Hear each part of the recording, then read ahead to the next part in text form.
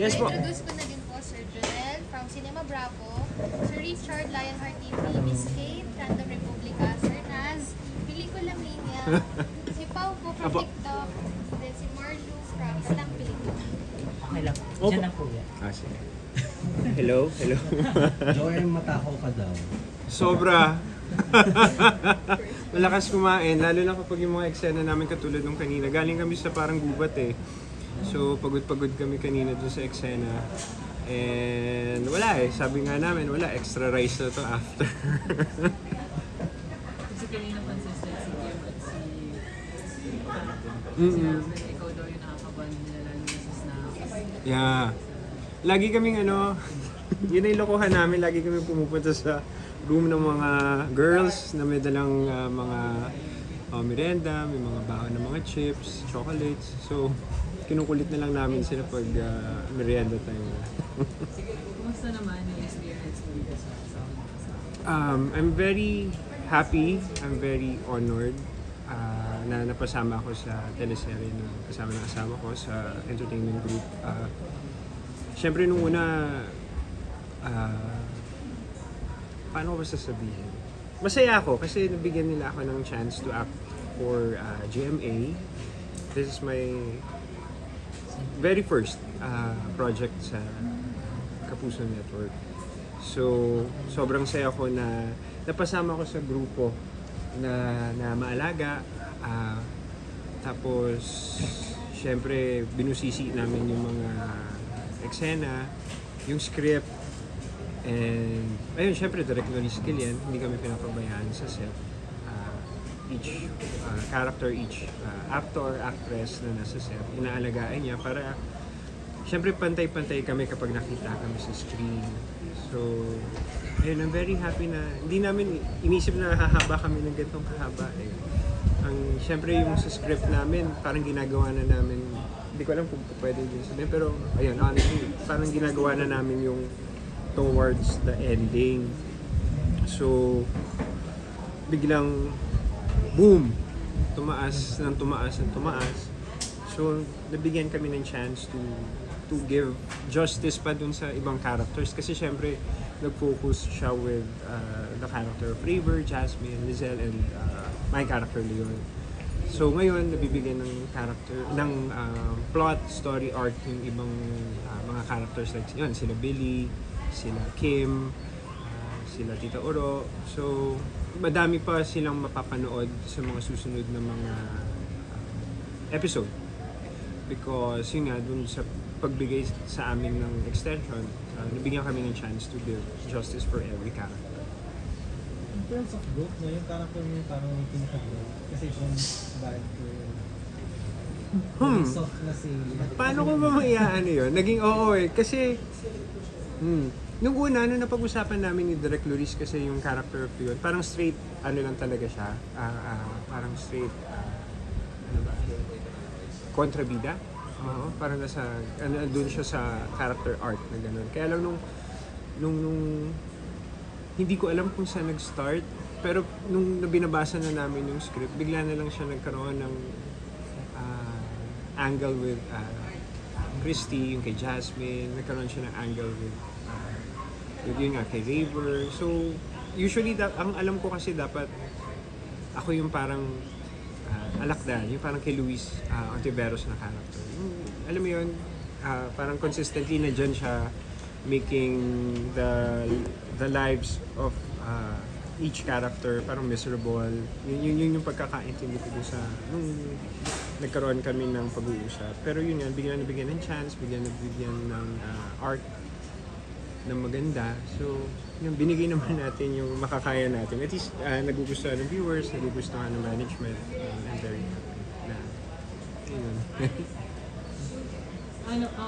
Kumusta ngayon yung bagong character? Nakaka-excited mo? Kinabahan ako nung una.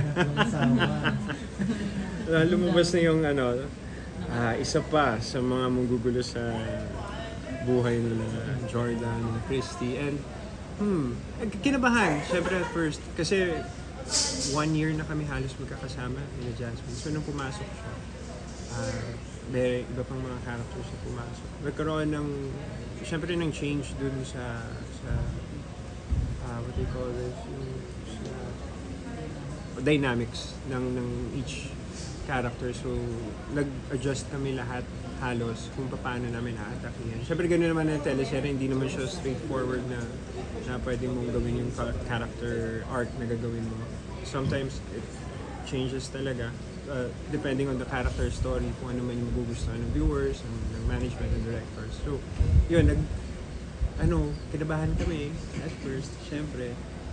Mahusay na actress yung papasok eh. So, pero kami, honored na makakasama namin siya sa teleserye namin.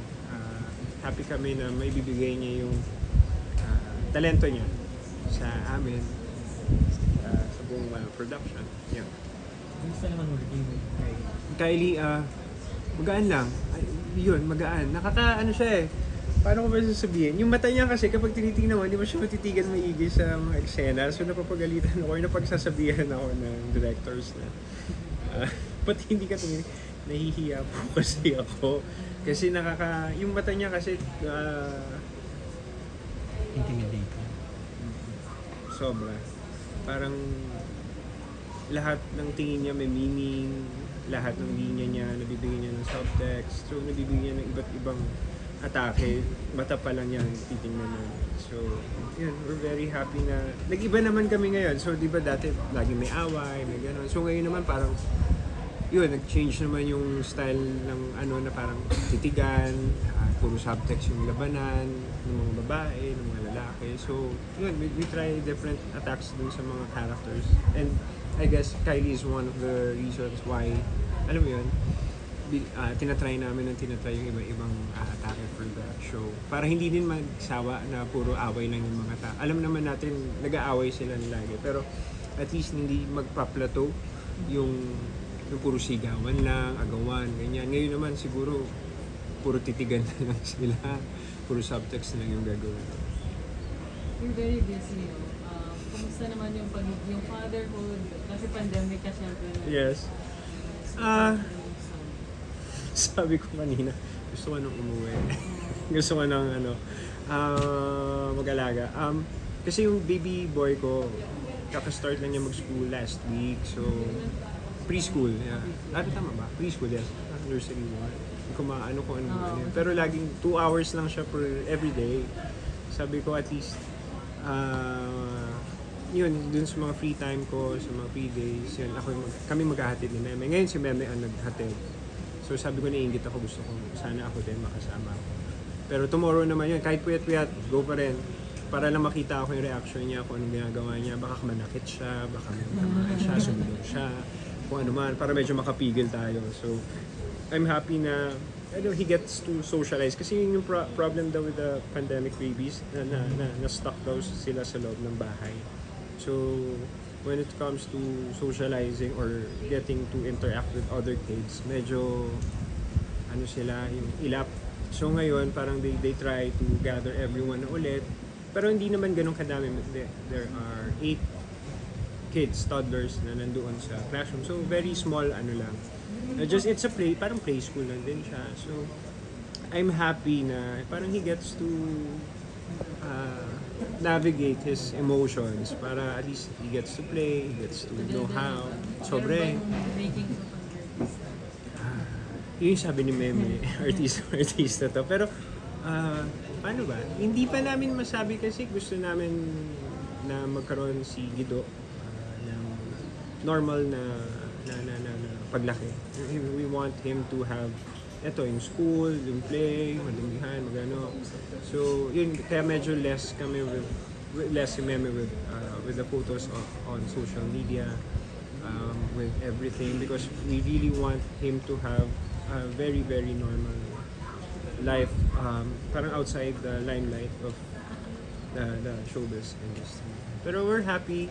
Pero, syempre, pag medyo malaki-laki na siya, kung ano yung decision niya, syempre, we will respect and support him kung ano man yun. Syempre si Eli din, si Boo. So with him, I guess, he wants to try sports muna, pero kapag hindi college or ano, I guess he would really want to act.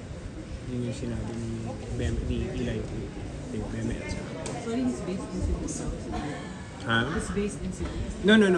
Eli is Boo. I call him Boo, Boo. sorry. Boo from Okay, sorry. Monsters Inc. I Kasi see. nung baby siya, he really loves yung si Boo, yung gano'n. So he really loves it. So yan tawag namin sa kanya Boo hanggang ngayon paglaki na niya. Yun, si Guido, we call him Monster. So because this is basically a monster. So yun, we're happy na ayun. And then they get to bond yun nga with syempre with the lolas. So I know they're busy pero at least they get the chance to have time for each other to bond and see and talk about life, play. Yeah. Thank you. Sige na. Yung family mo, how you change outlook sa work, how you approach it? Oh, sobrang laki. Kasi before, syempre pag bata ka, parang go ka lang ng go with work. Parang you get to accept pag may chance ka na, or pag meron kang binibigay sa yung trabaho, sige. Pero parang ngayon, I just pick kung ano na lang yung pupwede to have time for my family. Kung sobrang, alam niyo, kung sobrang yaman ko lang, siguro baka hindi din ako ano na lang ako, business na lang. I'd spend time, yun yung naisip ko lagi, spend time with my, yung mga kids, yung kid ko, kay Eli and Boo. So, with Meme. Kasi syempre, hindi naman na kami bumabata. Medyo nagsama kami ni Meme. Nasa 30s na kami, 35, 36 na kami. So, yung lakas namin medyo hindi na siya yung talagang peak. So, we really choose kung ano yung mga work na pwede. Pag may work ako siya, mag-house muna. And then, pag wala, siya naman yung meron. So, at least ganun yung nangyayari. Siya kasi meron siyang gagawing work, pero next month pa. So, I'm good with this month. Ganun. And then, ayun, kung pwede lang umuwi ka agad lagi, yun yung naiisip ko na lang yan. Kasi before, I'd rather stay out, I'd rather meet up with friends. Ngayon, wala na eh. Wala na talagang buhay labas ng bahay. Ngayon, pag tapos ng work, uwi, errands, laro sa anak, kung anong kailangan ng Meme, kung anong kailangan ng bahay. Puro ganun na lang yung kailangan. I'm happy na ganun yung nangyari. Pero di ba naman umabot sa point where when you said na you were already considering Hindi pa naman. For now, ipon, and I want to sana, di ba, healthy ako up to the point na makapagtapos yung parehong anak namin. And yun yung lagi namin wish eh, sana walang mangyari sa amin para makapagbigay kami ng makapag-provide kami sa family, kami ni Meme. So, now, yan, hanggat nilakas pa ako, go. Kakagaling ko lang sa fight scene kanina. Mas mabilis na ako napapagod. Siguro yun na yung nagbago. You can make your relationship I think we're happy naman and strong naman yung relationship namin ni Meme. So, it's really parang a blessing, God's blessing sa amin ni Meme, Guido. Nandiyan na si Boo, so we take care of Boo. Pero nung dumating din si Guido, alam mo yun, may malikot sa bata. Iba yung energy, nakakapagod, pero alam mo yun, pag at the end of the day, after nung pagod mo, kapag yakap mo na siya, pag tinitingnan mo natutulog, nawawala na yung asar mo. Yung parang gusto mo na siyang yakapin buong gabi. Pag natutulog lang. Pero pag gising siya, medyo problema kami lagi ni Meme. Yun, thank you. Sikat ka na, no? Pero, sikat ka naman na matagal na. Pero, pag ngayon, may nagbago ba pag lumalabas ka? Tinanong pa rin kayo yung Jasmine. Hindi naman. Hindi ko sa character. Hindi ko talaga alam kung paano i-handle yung pag sinasabi yung sikat, kasikatan ng artista, ng, yun, kilala. I'm just, parang at the end of the day, work ko siya. Parang kailangan ko mag-work to have money to for myself, for me to provide for the house, for the household, for my family. Pero hindi ko talaga maano yung sikat. Minsan, pag nakikita ako, parang, ano ba? Yun lang naman, nakita nyo lang ako sa TV, pero at the end of the day, pare-pareho tayo nagtatrabaho. So, pero I'm thankful. Siyempre, I am thankful and malaki ang utang na loob ko sa lahat ng tao, or yes, sa lahat ng tao, sa inyo, sa production, with GMA, na alam, nabigyan nila ulit ng nabigyan nila ako ulit ng chance to be seen on primetime TV. Siyempre nung time ko na nag-work before going to GMA, ano na ako at ease na ako, kampante na ako na I get to work. Ngayon ko lang ulit na feel na yung may character silang sinusundan. May story silang sinusundan. So, hindi ko pa rin siya alam i-take. Pero I'm very thankful. Yung naka-approach sa'yo sa labas? Oo, Leon. Hindi ko na nga alam kung anong pangalan ko minsan. Hindi, pero I'm happy. Na, alam mo yun, lahat ng pinaghirapan namin, sinimulan namin, nakaka 1 year na kami. So, lahat ng pinaghirapan namin, tinatangkilik ng lahat ng mga kapuso natin. And lumalaki siya na lumalaki. Siyempre, hindi namin alam na nagiging highest viewed na siya. Most viewed na sa online. Tapos, yun, tumataas yung ratings. And we're happy na siyempre, mahirap kasi bumangga or mahirap gumawa ng teleserye lalo na big names yung katapat mo. And it's a team effort for everyone nung kinagat na ng viewers yung ginagawa natin. Any message na lang sa Kapuso viewers? Ayan, mga kapuso, maraming salamat po sa inyong pagmamahal, sa inyong suporta, sa inyong patuloy na pagsuporta sa asawa ng asawa ko. At ayun po, subaybayan nyo lang po kung ano pang mangyayari sa mga susunod na episode. And we're really thankful na nandyan kayo. Binibigyan nyo kami ng lakas, binibigyan nyo kami ng mga feedbacks. Siyempre sa mga comments din, kumukuha din ng feedbacks. Siyempre yung mga writers, yung mga creative team. And thank you. At yun po, supportahan nyo lang po kami. And bibigyan po namin kayo ng magaganda at magagaling na mga eksena. Yun po. Thank you so much. Joy Bascon po, out.